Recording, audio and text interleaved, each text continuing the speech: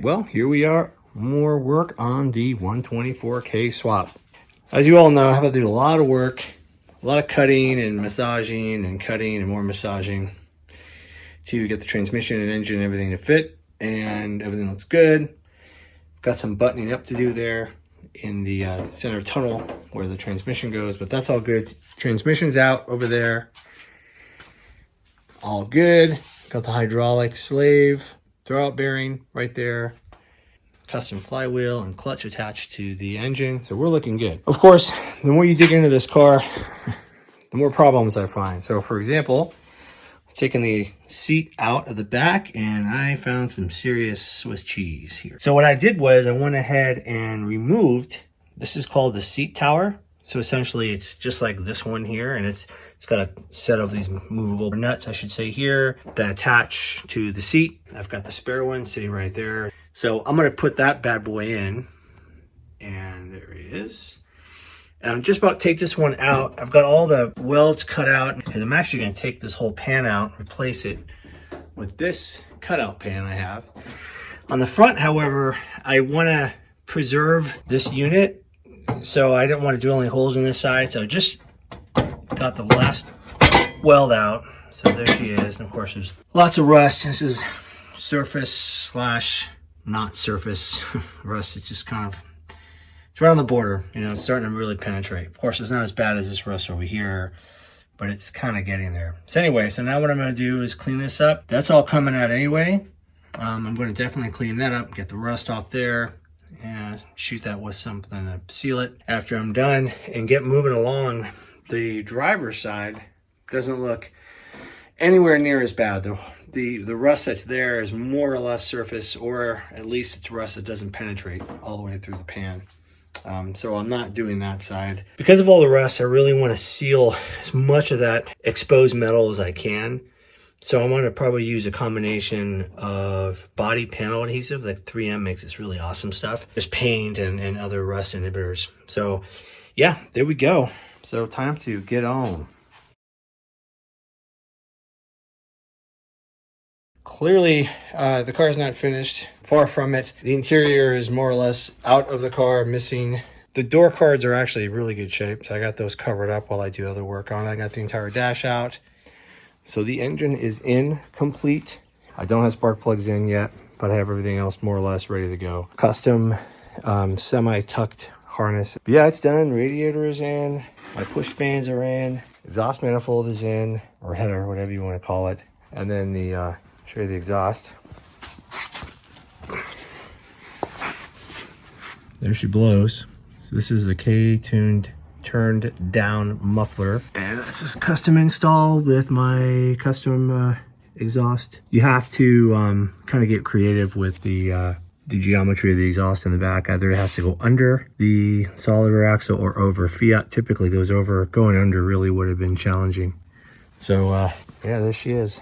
Sits a little high. I think I need to go a little bit lower, but there's not a lot of room up in here, you know, where my fingers are. Unfortunately, too low, and it's going to look odd because the tailpipe already dips down, right? So it might look like it's even lower, but it is really snug underneath the car. Quick little peek, and you'll see what I'm talking about. I use V-clamps in the rear, another V-clamp right there. There's another V-clamp, and then in front of that where the O2 sensor attaches. Now I got like 2 or 3 bungs there. Unfortunately, one of them I messed up. I had to redo it. And the last one I put in is too low, so it's pointing down. And they need to point up, or they need to point vertically. They can't point diagonally towards the ground. It's not safe yet. And also, it's not good. You don't get a great reading from the O2 sensor because they can get wet and they can collect moisture when they're pointing backwards that way down. So yeah, there she blows. Goal now is to get this motor started, and which I should be able to by this weekend. Probably do it sometime during the week. What's left to do is, now that I have this custom engine harness installed, I need to finish wiring up. It's kind of hidden here underneath this fender cover I have. Finish up the wiring for the engine. This is basically all of the Honda wiring. So these are only for the Honda engine. None of this has any effect on the rest of the wiring in the car. So I'm going to keep those completely separate as long as I can, especially for where I am in the car right now, project-wise, because I'm going to have it running, the engine running, transmission working, long before I get all the electricals done for the car. So anyhow, that's one of the beauties of this swap is you can, and I think any engine swap really, where you can do it, is have everything completely independent. And I've got the harness that I'll attach to the ECU there.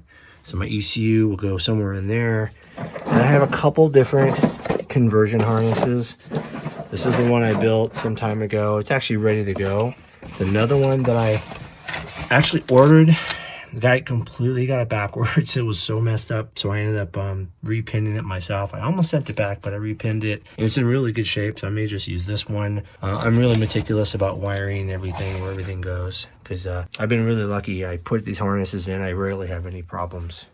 But hey everyone, I thought it would be a good opportunity to give you an update on the ECU system that I'm running in this K-Swap. So what I had opted to do was to go with a K-Pro unit, and I went with originally I had gone with a K-Pro 4. Right now, this doesn't completely look like a K-Pro 4, and I'll explain why it doesn't in a minute. But yeah, that was the original idea, and originally I love the K-Pro, I love the K-Manager software, I know it really well. I can totally tune these motors all on my own. I have access to a really good chassis dyno. So yeah, I'm cool with it, and it's what I run also in the X19 as well. This car also has a K-Pro. So, but here's what happened. So I had bought a K-Pro for this car, was running great. Bought a spare that I was going to use in this car when the time came about 2 years ago. The daughter board in this K-Pro died. Just the daughter board. The ECU, from what I can tell, looked fine, but just the daughter board. So then I was like, shit. So I took the spare I bought for this car. I put it in this car. Everything's great. But now, come back to this car. I don't have a working ECU. Well, I went online and I found this outfit called Honda Vert. If you can, there it is, Honda Vert. And these guys make kits. They basically replicated the K-Pro kit, and they do it. It's a do it yourself kind of thing. And I thought, wow, this is great. I'm like, well, wait, you know what? I already have a K-Pro built ECU. I just don't have a working daughter board. I thought, you know, what are the odds I'd buy one of these and maybe it'll work? Sure enough, I went online. I found one of these things for like $300 from a guy in Lithuania or somewhere in Europe. And I got it, and I plugged it in to my ECU. I tested it in the X19. The only caveats is that you have to use their version of the K-Manager. It's essentially a copycat of the software.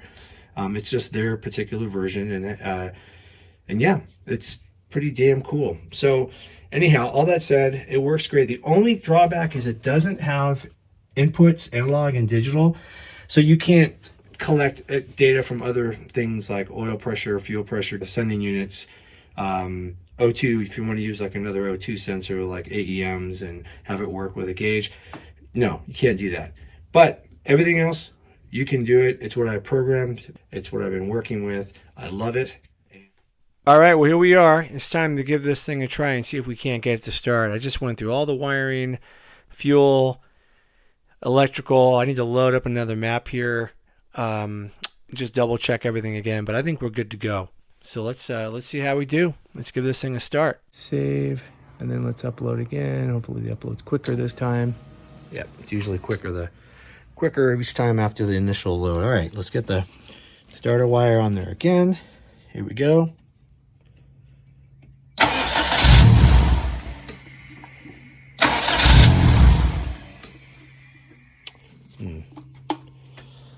It is still not firing. What do I have different here? I got my fuel system's on. Map is on. Am I plugged into the map sensor? Yep, that's map sensor. All right, let me make one more adjustment. I'm going to open up the idle screw set, which is kind of hard to get to. It's way down in there. All right, let's try it one more time. I'll be back. Okay, I think I need to make one more adjustment. Let's go to parameters. Let's go to idle. I need to load calibration. All right, this is my Honda Vert calibration. Disable the idle air control valve. Let's open that back up again. Let's save that. Let's upload that. And I'll also prime the injectors a little bit. It should be a pretty smooth start. Now, I do have a janky oil pressure gauge. Start the car. I will okay. Looks like we're good. Okay, here we go. Let's try this one more time. All right, ready? Starter.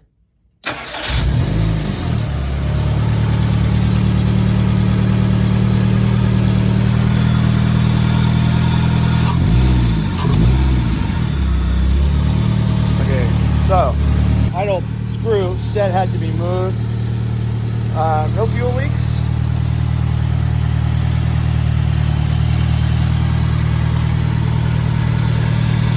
Maybe a couple little coolant leaks. I see something here.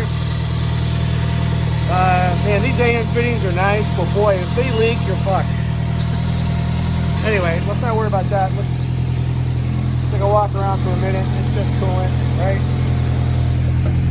So let's get the display going here. So AFR looks good, RPMs look good. Actually, map looks correct. Temp's going up, intake air temp's good. I do get one knock. Sometimes that happens when on a start. It's telling me that my fuel status is driving. My RPMs are pretty high. So I could probably lower the RPM a little bit. I'm gonna need to adjust the idle to do that. So we'll come back and do that, and I'll do it one more time off camera. AFRs are really high though, that's not good. So let's, definitely gonna run it hot. That might indicate that I could still have a vacuum leak. Yeah, I don't wanna run it too hot, too long. Let's give it a little blip, see if Now, no change. Exhaust isn't getting hot. The motor still feels relatively cool. Let's take a look in the back and see how it sounds.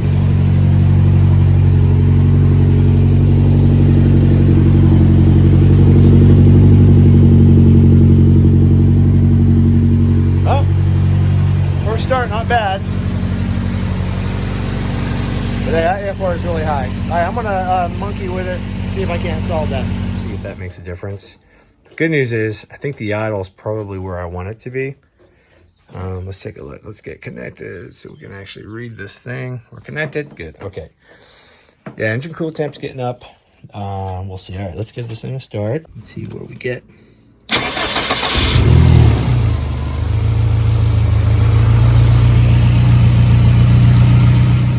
So at this point, everything's looking pretty good. It sounds fairly good. I do hear some maybe exhaust leaks, noisy injectors, noisy valves. I'm sure it could use a valve adjustment. So yeah, next let's just hear how it sounds out of the tailpipe.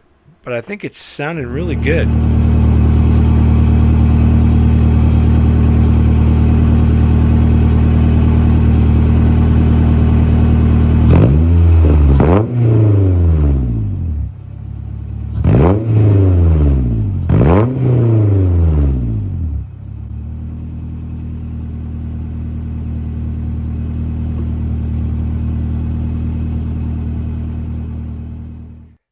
Okay, so I thought I would wrap up the video with sort of my feelings about how it all went with the engine install thus far and the first test of the motor and all that stuff. I think for the most part, it went pretty well. There was a lot of content that I lost that was on my GoPro that I was unable to get, unfortunately, to work for the video. So I just kind of went with what I could, but I think all in all, it was a success. Off camera, there were some things that I had to work out with the ECU. Couldn't quite get the air-fuel ratio exactly the way I wanted it at first, but eventually got it to work.